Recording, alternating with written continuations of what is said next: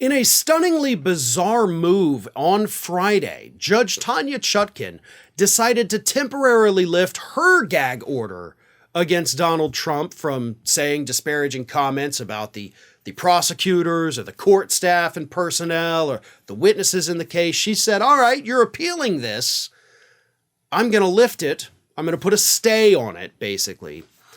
So it still exists. It's just not enforced, even if he violates it, while he appeals the actual gag order itself, which, of course, Donald Trump says is somehow unconstitutional, even though it's a ruling from a court.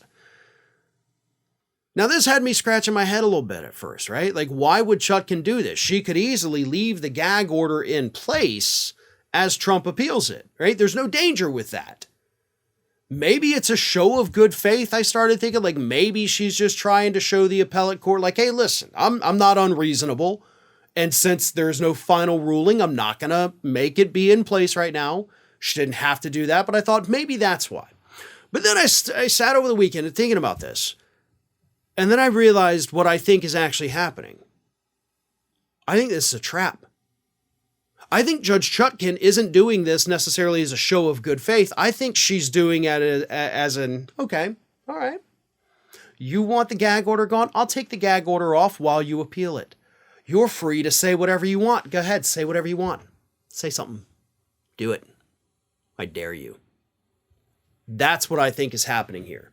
Because think of it this way. Let's suppose the gag order goes to the appellate court. The appellate court looks down and says, well, he hasn't said anything that bad. You know, why would we why would we leave the gag order in place? He seems to be behaving himself, right? He's minding his P's and Q's. But by lifting the gag order and taking away any potential punishments for the time being, Judge Chutkan is opening the door for Donald Trump to run his stupid mouth, say something horrific, and then when the appellate court actually gets to the issue of whether or not the gag order should be in place, she can be like, oh, by the way, I don't know if you noticed this, but just in the last week, here's everything he said. That is, of course, assuming he says something stupid, but this is Donald Trump we're talking about, so he's gonna say something stupid. I mean, it's not a matter of if, it's a matter of when. Can he keep his mouth shut until the appellate court rules on this gag order? I don't think so. I think he will screw up. And I think that is what Judge Chutkan is waiting for. I think that's why she did it, because she knew if she takes it away, he's going to say something horrific that will spark the appellate court to say, oh no, this gag order is necessary. So she's likely playing three-dimensional chess while, you know, I was looking at it as merely a game of Connect 4. She was 10 steps ahead of me because, again, at first I thought this is not a good idea. But then once you start thinking about it, you realize, you know what?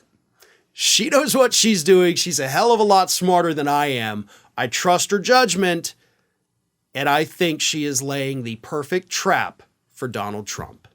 Ring of Fire has fresh content 7 days a week, so if you want to be reminded about it, don't forget to subscribe to the channel, hit the little bell to be notified every time a new video goes up.